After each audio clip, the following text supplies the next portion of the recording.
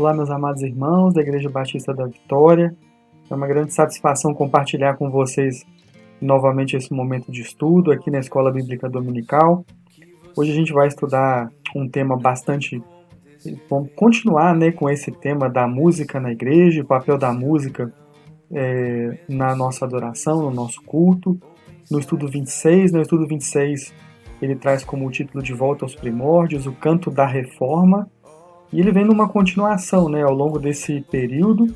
Nós estudamos sobre as práticas da igreja, sobre o ser igreja, e mais recentemente, os últimos estudos, nós tratamos a respeito da importância da música na igreja.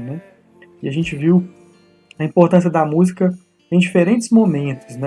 A gente viu a importância da música ali no Pentateuco, durante o período dos reis, depois a gente percebeu, viu a importância e como a música está presente na literatura sapiental. Depois a gente trabalhou um pouco a questão da música no Novo Testamento e na igreja primitiva. Na semana passada o Paulinho falou conosco um pouco a respeito da importância da música, naquele momento, logo da adoção do Império Romano, que o Império Romano teve adotando a religião cristã como religião oficial. E a partir hoje a gente termina esses estudos a respeito da música, a respeito de música, a respeito de adoração, falando um pouco a respeito da música na Reforma, como é que a Reforma, como é que os reformadores entendiam essa questão da música, e como essa questão como essa influência chegou até os nossos dias, e o que a gente pode aprender dessa influência e desses caminhos que os reformadores tomaram para os nossos dias de hoje. Então, esse é o objetivo desse estudo, um objetivo de tratar realmente, finalizar esse caminho histórico, da música, esse entendimento mais profundo a respeito da importância do louvor, da adoração no culto cristão e entender um pouco como isso acontecia, como os reformadores entendiam essa questão. Então, esse aqui é o nosso estudo de hoje, e a gente pode começar esse estudo. É um estudo por vezes complexo, mas ao mesmo tempo muito encorajador, ainda mais considerando que a música faz parte do nosso ser igreja, faz parte da nossa prática de culto, da nossa prática de adoração, da nossa prática de louvor. E então eu acho que enriquece muito, esclarece alguns pontos, e vamos pedir para que Deus abençoe esse momento. Meus amados, Pai querido, nós agradecemos por esse dia, agradecemos por essa oportunidade de estudarmos um pouco mais da Tua Palavra, que o Senhor possa nos abençoar, possa nos esclarecer e possa nos alertar para a importância do louvor e de ter no coração sempre o espírito de louvor, Deus, o espírito que te louva, que te busca e que te ama em primeiro lugar. Pai amado, a gente coloca nas Tuas mãos e pede a orientação do Teu Espírito para esse momento, para também as pessoas que vão escutar, as pessoas que vão participar, que o Senhor possa abençoar cada uma de maneira especial nas suas necessidades. Pai, nós louvamos ao Senhor e te agradecemos por tudo no nome de Jesus. Bom, pessoal, esse estudo de hoje, o estudo Canto da Reforma, ele está lá na nossa revista. Se você tem a nossa revista Práticas Bíblicas aí com você, já vai abrindo lá no estudo 26, na página 120, e nesse estudo ele tem justamente esse objetivo de tratar da importância da música, e o texto base para esse estudo é Colossenses 3, 15 até 17. É um texto que ele traz um ensino bastante interessante, um ensino que deixa isso muito claro, a importância do louvor, a importância do canto, e principalmente qual que é o objetivo desse canto, qual que é o objetivo desse louvor. Vamos fazer essa leitura com a gente. Seja a paz de Cristo o árbitro em vosso coração, a qual também fostes chamados em um só corpo, e seja agradecido. Habite ricamente em vós a palavra de Cristo, instruí-vos e aconselhai-vos mutuamente, em toda sabedoria, louvando a Deus com salmos e hinos e cânticos espirituais, com gratidão em vosso coração.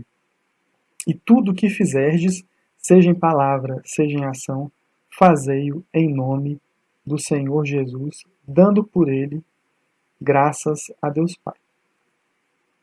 Esse trecho é um trecho bastante conhecido de todos nós, né? E aí fica claro, né, louvando ao Senhor com salmos e hinos e cânticos espirituais, mas sempre deixando claro que esse louvor todo é devido a Deus, né, devido ao nosso Senhor. Então essa que é a grande... o texto já começa, né, o estudo já começa colocando essa ênfase, né, da importância dos salmos, dos hinos e dos cânticos espirituais, mas que eles têm um objetivo, né, um objetivo muito claro, como a gente viu, de louvar o Senhor Jesus e colocá-lo em primeiro lugar.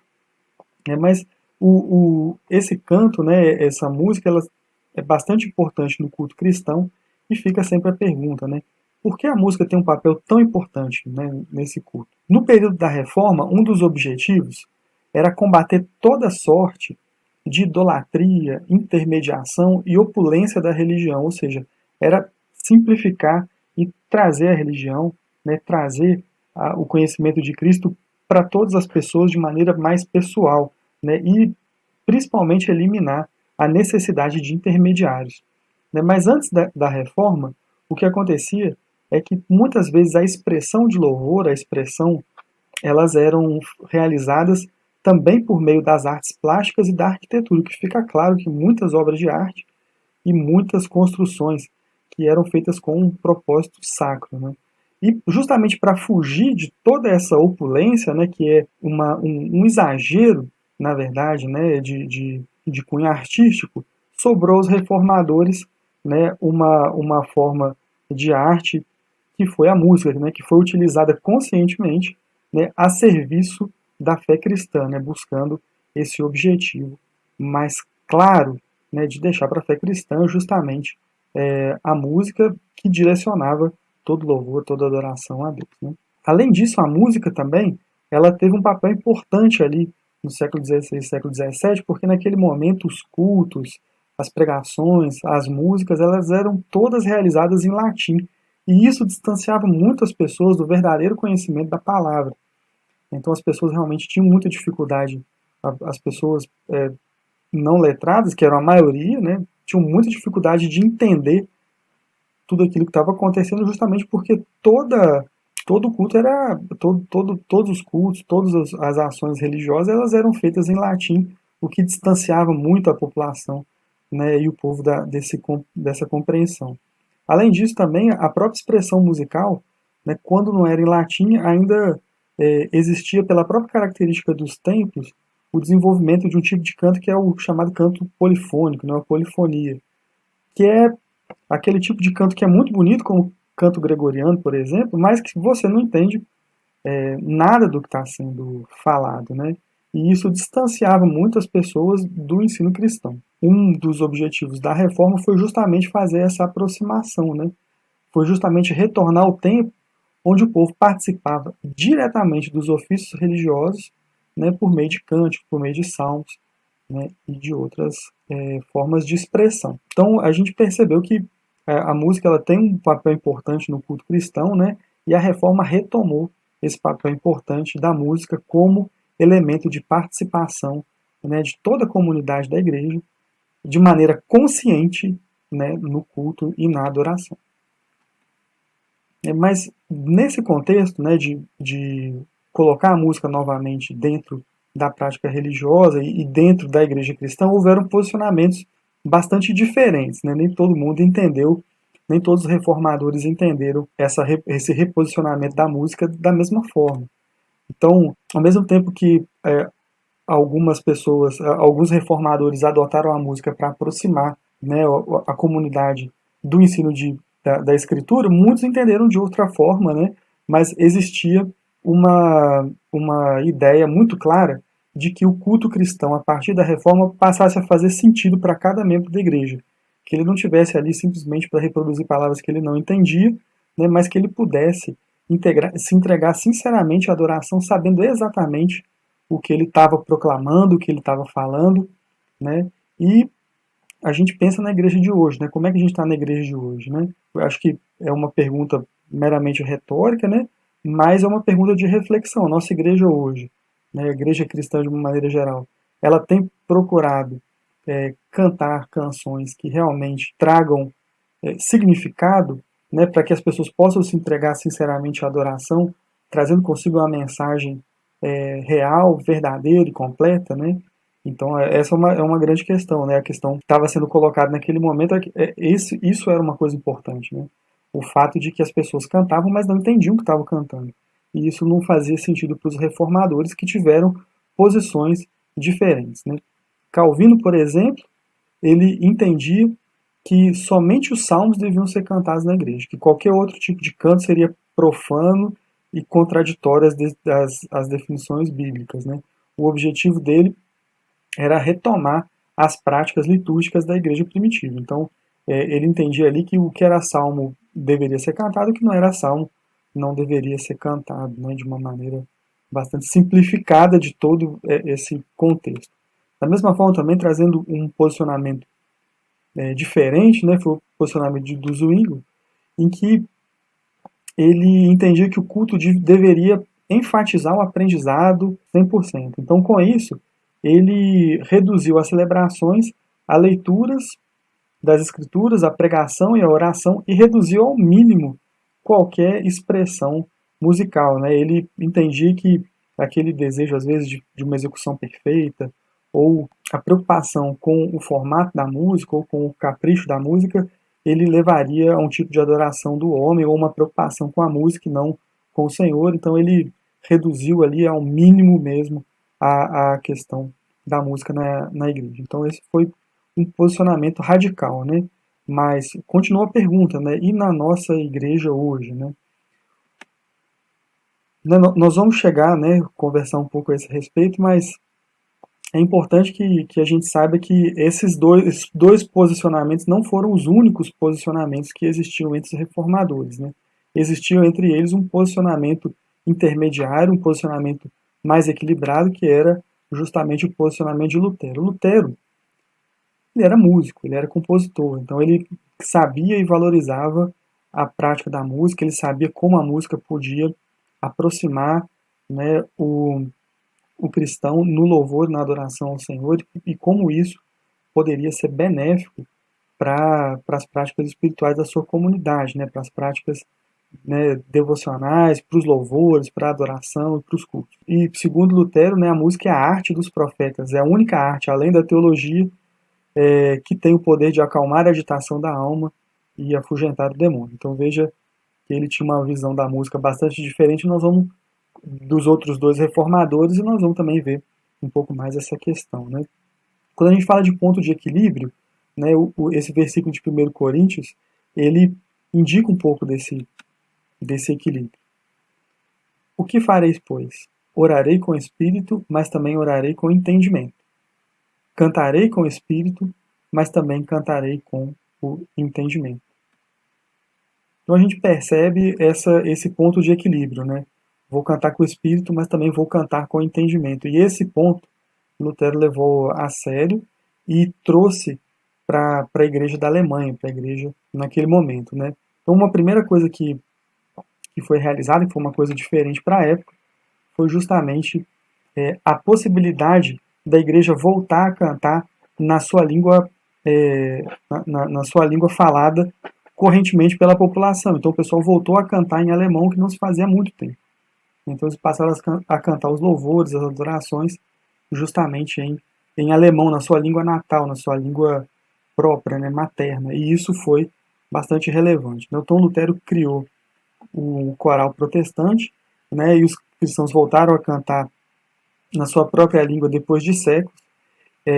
Esse estilo ele foi um estilo que foi muito bem recebido, foi um estilo que realmente influenciou toda a época. Tiveram grandes expressões como o Johann Sebastian Bach, ou mesmo Handel também, que teve os oratórios dentro desse estilo. A obra dele dos oratórios foi uma obra importante, né? Foi uma obra importante porque colocou toda a Bíblia no formato musicado, e isso foi bastante, né, importante, e aproximou muito, né, fortaleceu muito a fé das pessoas, porque as pessoas tinham a chance de cantar, de entender e de levar isso para a sua vida diária, né? Então isso foi muito positivo. Então o Lutero ele entendia talvez mais do que os outros reformadores a oportunidade que a música trazia para a participação do maior número de pessoas durante, né, os cultos e os louvores e as adorações. Então isso foi bastante importante, revolucionário para a época e aproximou e fortaleceu certamente a fé de muitos irmãos naquele momento. Uma das canções que Lutero compôs foi Castelo Forte, né? É um hino bastante conhecido, está lá no Cantor Cristão. Esse hino, ele relata, né? Ele é bem uma expressão da época, em que ele relata o poder de Satanás, as dificuldades e as batalhas que enfrentamos quando a gente opta pelo caminho da fé, mas fica claro no final que tudo vai ser vencido pelo poder da palavra. É um hino bastante bonito, né? Um hino que eu particularmente gosto bastante, e que teve a sua inspiração, né, nesse texto, né, que Deus é nosso refúgio e fortaleza, socorro bem presente nas tribulações. Portanto, não temeremos, ainda que a terra se transtorne e os montes se abalem no seio dos mares, ainda que as águas tumultuem e espumejem e na sua fúria os montes estremeçam. Veja aí que Deus é nosso refúgio e fortaleza, né? O nosso castelo forte. E essas canções elas eram cantadas todas na língua materna da comunidade, né? E isso certamente fortalecia muito a fé das pessoas e aproximava, né, as pessoas, os irmãos da época, a um maior entendimento a respeito, né, da palavra e os encorajava a continuar nesse caminho.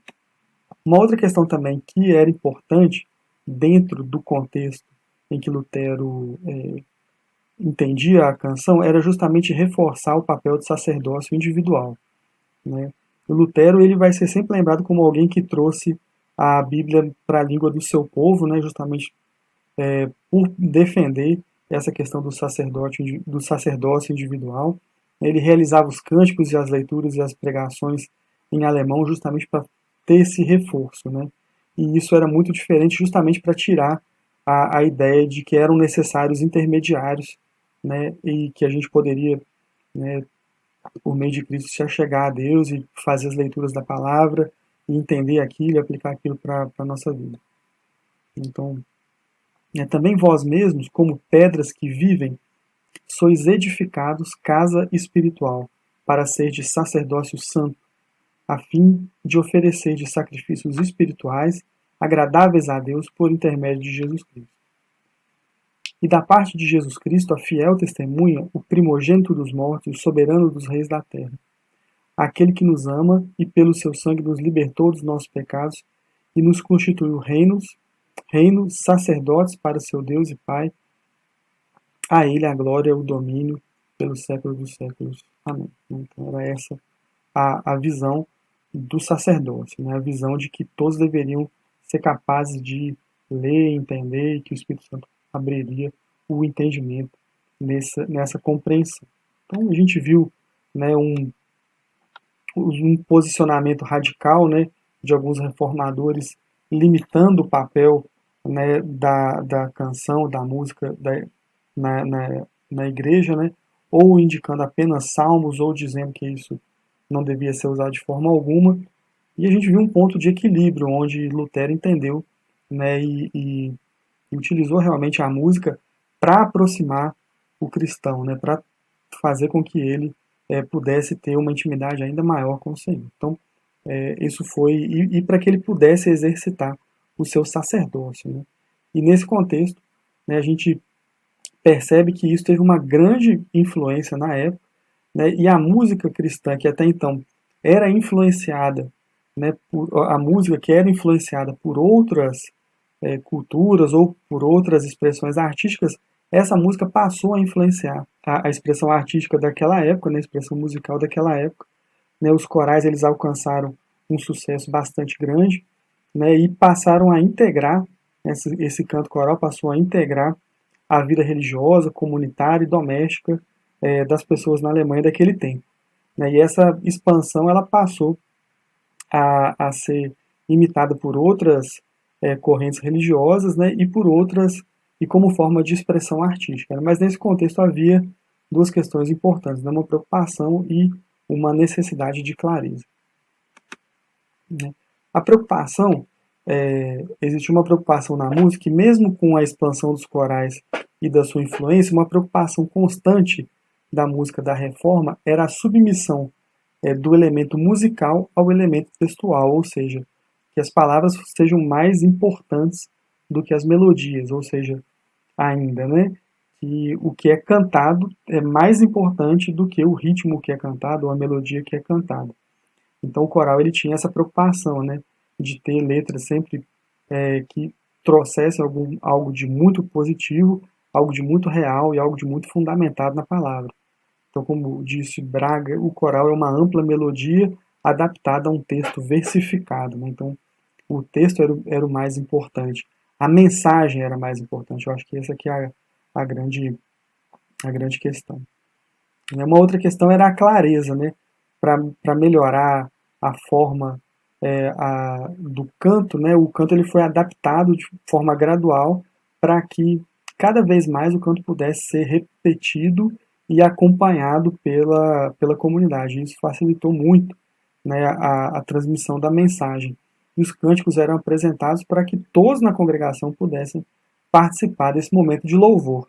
E isso foi também uma preocupação dos reformadores, e foi uma preocupação particularmente de Lutero, para poder aproximar, né, justamente trazer essa questão do sacerdócio, né, e fazer com que essas músicas participassem do dia a dia das pessoas. Então, existia esse canto, ele realmente ele passou a influenciar a sua geração, passou a influenciar a expressão artística da música naquele momento. Muitos expoentes, né, como a gente já falou, emergiram dessa época e, com isso, certamente o culto e a adoração ficou muito fortalecida, né, tendo em vista que anteriormente as pessoas cantavam músicas que não entendiam e mensagens que não eram capazes de trazer para o seu coração. Então isso teve muita diferença. Né? Nesse contexto todo, né, de posicionamentos radicais, né, a gente viu aqui a posição bem equilibrada de Lutero e como a reforma influenciou, né, como o canto da reforma influenciou outras formas de expressão musical. A gente vai, né, já finalizando esse estudo, pensando em como essas músicas chegaram para a gente aqui. Né? Aqui no Brasil, os primeiros inários, né, eles já traziam esses cânticos característicos da reforma, ou seja, que já traziam essa proximidade, que já eram na língua materna das pessoas, justamente para facilitar esse entendimento. Os nossos inários eles foram ainda mais modificados para se distanciar do formalismo e enfatizar, né, a experiência pessoal de exame e estudo autônomo da palavra. E veja que é uma experiência pessoal bastante específica, né, uma experiência pessoal de exame e de estudo da palavra. Não é experiência pela experiência, e esse é uma grande armadilha. A música ela tem uma característica fantástica, né, de mexer mesmo com as nossas emoções, de mexer mesmo com aquilo que a gente sente, né? Mas se a música mexe com a emoção só pela emoção, ela não atingiu o seu objetivo aqui no contexto da adoração e do louvor. Né? Ela tem que enfatizar essa experiência pessoal, mas tem que enfatizar a experiência pessoal de entendimento e de estudo autônomo dentro daquilo que a palavra nos diz. Uma experiência que nos afasta desse estudo da palavra, ela não deve ser uma experiência que a gente, né, mantém muito a sério não deve manter muito a sério na nossa vida cristã. Né?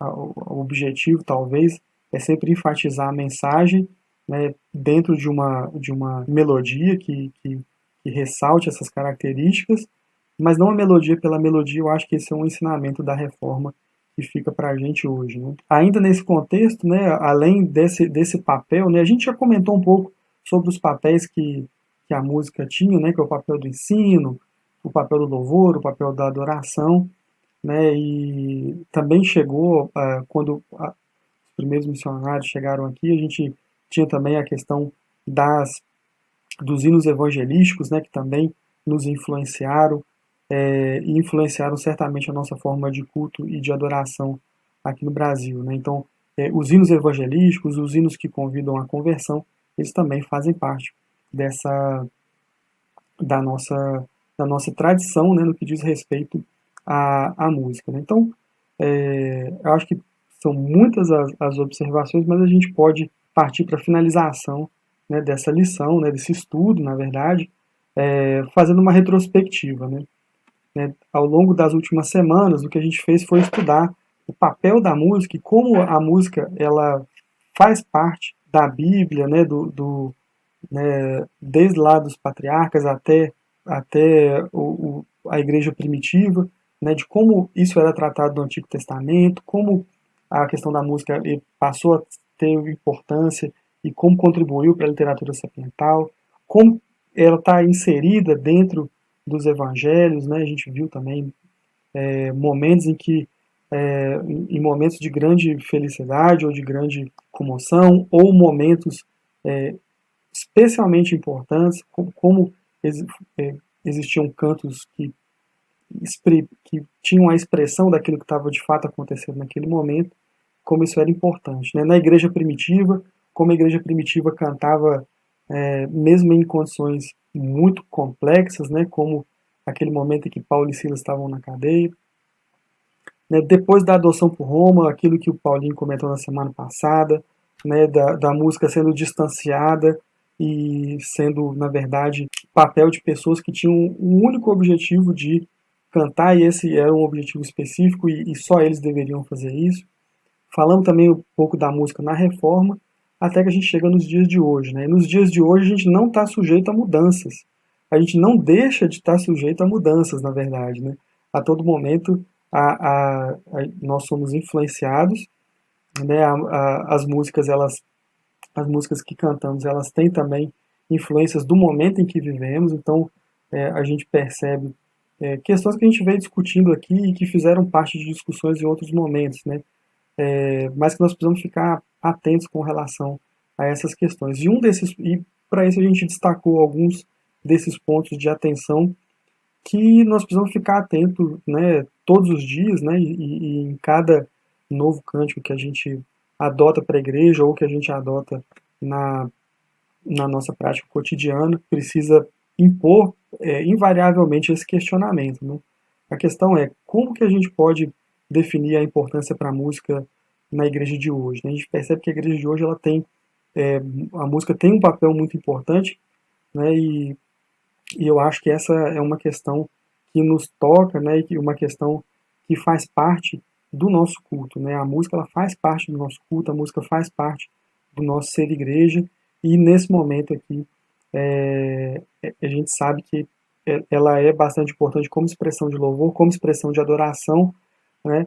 E o desafio é sempre avaliar, né, o que nós estamos cantando e saber se o que nós estamos cantando está nos aproximando, nos afastando ou nos deixando onde a gente está de fato.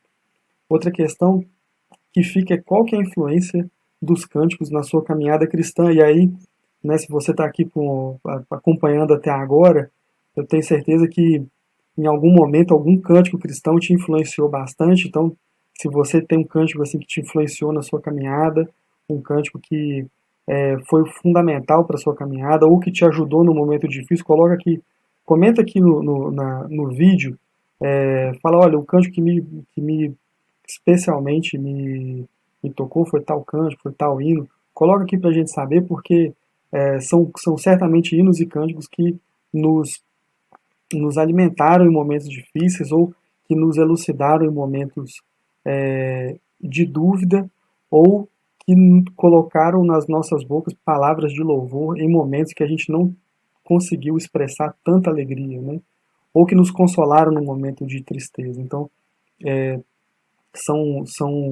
uma questão bastante pessoal, mas né, não deixa de comentar e de dizer qual música teve esse papel. Né? Eu acho que faz parte da gente relembrar esses momentos para a gente também pensar nas músicas que cantamos hoje e nas músicas que né, a gente vai compor ou que a gente vai escolher para o nosso louvor. Né? Uma outra questão que fica é as letras cantadas né, elas estão profundamente comprometidas com as doutrinas bíblicas. Então, isso é uma questão, né? As músicas que a gente escolhe para louvor, as músicas que fazem parte, né, da nossa liturgia, elas estão profundamente comprometidas com as doutrinas bíblicas, né? E a gente percebe isso não raro quando as igrejas elas levam isso muito a sério e por vezes percebem deslizes, né, doutrinários ou deslizes de interpretação, e muitas igrejas têm esse compromisso de às vezes fazer pequenas modificações nas letras para que a letra de fato não derrape em nenhum aspecto, né? Eu entendo que isso é muito positivo, né, e mostra o compromisso da igreja com a palavra nesse momento de adoração, né? Eu acho que dentro desse contexto todo que nós conversamos sobre música, sobre adoração, né, nos últimos dias, né, às vezes eu tenho certeza que os irmãos devem ter pensado, puxa vida, mas parece que essa lição da semana retrasada ela não fazia muito sentido, mas a nossa intenção hoje é fechar essa ideia, né? A gente veio falando da igreja e nas últimas semanas a gente falou de como que a música chegou até hoje, né? Quais foram os caminhos, quais foram as influências, quais foram os desafios e por que até hoje a música faz parte, né, do culto cristão e da liturgia cristã. Então a gente espera ter respondido, né, ter contextualizado isso, mostrar que a música sempre esteve presente e que esse último passo de aproximação da música para que as pessoas pudessem cantar nas suas próprias línguas e de ênfase numa letra que é comprometida com as doutrinas bíblicas, que isso fique para a gente como grandes encaminhamentos ou grandes lições, né, desse estudo de hoje. Então a gente gostaria de terminar com uma leitura de Colossenses, né, para poder finalizar todo esse estudo. Então tudo que fizerdes, fazei-o de todo o coração, como para o Senhor e não para homens, ciente de que recebereis do Senhor a recompensa da herança. A Cristo Senhor é que estáis servindo. Então esse texto coloca essa questão toda em perspectiva, né? A Cristo Senhor é que está servindo. Tudo que fizerdes, né, fazei de todo o coração como se para o próprio Deus, né, como se fosse para o Senhor. Então acho que essa questão da música ela se encaixa perfeitamente nesse contexto e é uma reflexão muito boa para a nossa prática cristã e para a nossa prática de ser igreja e para a nossa liturgia.